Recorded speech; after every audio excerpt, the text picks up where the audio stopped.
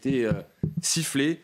On va revenir sur tous ces sujets tous ensemble pendant une heure. Alors, d'abord, je vous propose de regarder le tweet de Sandrine Rousseau pour ne pas changer. Donc, Sandrine Rousseau tweet par rapport à la cérémonie d'ouverture qui avait lieu hier. On rappelle que cette cérémonie d'ouverture a été mise en scène par l'acteur Jean Dujardin. Sandrine Rousseau, vous voyez ces mots. « J'ai honte. Notre France, ce n'est pas une série de clichés empilés. » Une réaction d'abord sur ce message de Sandrine Rousseau. Allez, je commence avec vous, William. C'est quand même paradoxal que ce soit Sandrine Rousseau qui parle de clichés. Elle tend elle-même un cliché du féminisme le plus radical et le plus totalitaire possible. C'est quand même amusant qu'elle critique le cliché des autres. Ensuite, après, sur ce qu'elle dit, moi, je pense que de toute façon, elle est spécialisée dans la déconstruction. Un pas de plus, ça ne va pas l'arrêter non plus. Donc, elle va continuer. Tout ce qui permet de démolir ce qui fait l'art de vie à la française, sa spécificité, ce qui nous est glorifié dans le monde entier, elle le détruira, elle le vomira, elle essaiera de tout pour le démolir. Donc, je pense que tout ce qui est rugby, surtout si ce sont des hommes qui gagnent, c'est catastrophique pour elle. Donc, voilà, c'est la cata. Une soirée cata pour elle. Mais si c'est une soirée cata pour Sandrine Rousseau, je pense que l'ensemble des Français ont passé une bonne soirée.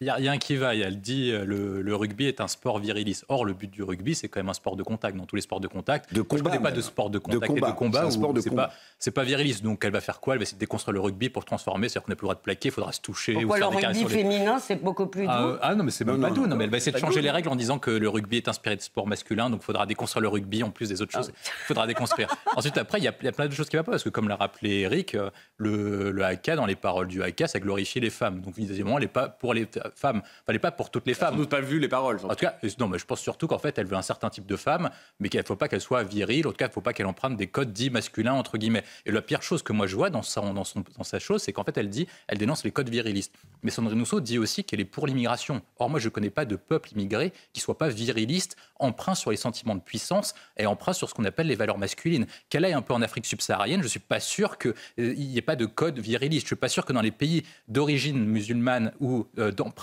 de religion islamique, on n'est pas de code viriliste. Je ne pense pas qu'en Asie de l'Est... Il n'y a que les Occidentaux qui ont la masculinité toxique. Moi, en Asie, je ne suis pas sûr que mes parents et mes grands-parents aient grandi sans valeurs virilistes. Donc, du coup, je ne sais pas comment elle fait pour déconstruire un modèle viriliste et en même temps être favorable à des populations qui sont empreintes de culture de puissance et viriliste. Mais bon, il faudra peut-être qu'elle nous explique ces incohérences, mais on n'est pas une incohérence près.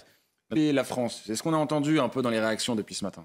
Non, faut pas exactement. Vous dissociez, vous, l'image du président et la symbolique de ces sifflets? Moi, je suis plutôt d'accord avec Eric. Je pense qu'il ne faut pas siffler un président de la République lorsqu'on représente le pays à l'étranger. C'est-à-dire qu'on peut contester le président de la République en interne, mais lorsque le président de la République est en fonction à l'étranger, on essaie de ne pas l'affaiblir parce que, inévitablement, en fait, lorsque vous affaiblissez Macron, vous affaiblissez la France, parce que là, il représente la France en étant chef de l'État avec les deux corps du roi, son corps privé et son corps public notamment. Le point essentiel, en fait, c'est pourquoi est-ce qu'il se fait siffler à ce point-là. C'est-à-dire que, comme l'a rappelé Eric, dans toutes les compétitions sportives que j'ai vues, les Coupes du Monde, les Coupes de France, que ce soit Sarkozy, que ce soit Chirac, même Hollande, qui avait un taux de popularité le plus bas de l'histoire, n'a jamais été sifflé à ce point. C'est-à-dire que Emmanuel Macron, même en étant populaire auprès de certaines catégories de personnes, engendre un rejet qui est plus fort et beaucoup plus intensif et beaucoup plus massif vis-à-vis de certaines catégories de population.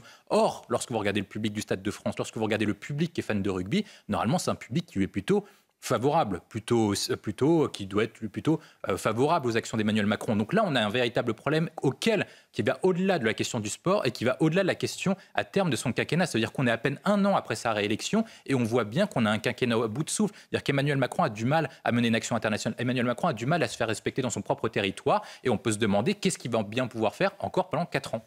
Et je vous renvoie à l'excellent article aussi d'avoir un point de vue. Alors, on ne partage ou pas, mais ils ont un point de vue sur la question. De toute façon, c'est simple. Lorsque vous êtes des joueurs de foot, si vous n'avez pas le bon avis, en fait, soit vous n'avez pas d'avis et que vous êtes bête, soit vous exprimez un avis qui n'est pas le bon. Donc en fait, on leur demande de ne pas s'exprimer. Et parfois, on leur demande aussi de s'exprimer pour être des exemples pour la jeunesse. Donc ils ne peuvent pas tout faire en même temps. Il faut être plutôt clair sur ce qu'on attend ou pas d'un joueur de foot. Si on leur demande d'être des modèles, ils essayent d'inspirer la société. Ensuite, après, on peut être contre ce qu'ils disent. Moi, je pense notamment, ça s'explique par 2 choses qui sont précises. La première, c'est qu'ils sont probablement, je pense, de confession musulmane. Et donc, du coup, ils n'ont pas le même rapport que nous à la question de la laïcité. Le deuxième point qui est important aussi, c'est qu'à la fois Konaté et Koundé ne jouent pas tous les jours en France. Ils jouent pour l'équipe de France, mais ils jouent notamment en Espagne et à Liverpool, en Angleterre. Et là-bas, notamment en Angleterre, ils n'ont pas le même rapport que nous à la laïcité. C'est-à-dire qu'il y a beaucoup de nos compatriotes qui ne comprennent pas ce que c'est que le principe de laïcité, et notamment le fait que nous, à la différence des pays multiculturels, parce que la dame en question de l'exemple de New York, on comprend pas qu'on n'a pas le même rapport. C'est-à-dire qu'effectivement, nous, la France, on est originaux,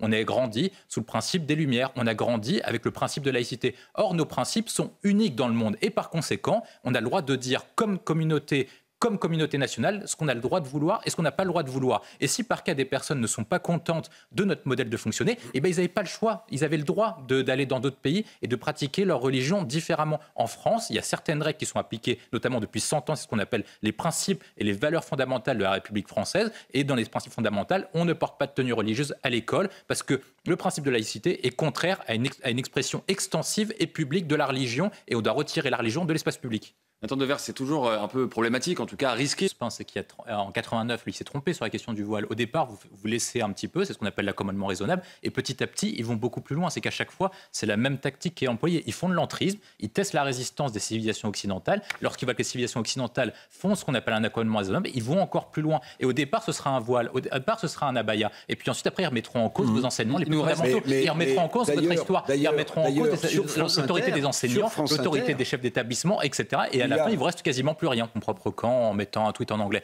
On sait très bien que les Anglais, les anglo-saxons notamment, les médias anglo-saxons, ceux de Londres et ceux de New York, sont hostiles au principe de laïcité et veulent absolument que le principe de laïcité tombe au même titre que les islamistes. Et soit raciste. Et soit raciste éventuellement. Pourquoi écrit-elle en anglais? Par qui veulent? Non, mais elle veut parler aux médias anglo-saxons qui vont relayer cette parole et qui ensuite, après, vont donner un écho international au sujet français. Et c'est vraiment très grave parce qu'il y a moins de 5 ans, Emmanuel Macron avait fait face à des manifestations anti-France et anti-musulmans dans l'ensemble avec des drapeaux, notamment au Moyen-Orient et notamment au Pakistan, qui avaient conduit à dégrader l'image de la France et conduit à participer à dégrader notre image de manière beaucoup plus profonde et à participer à un boycott contre les produits français, etc. Donc ce qu'elle participe, moi je pense qu'elle participe à l'esprit de Munich qui fait partie notamment de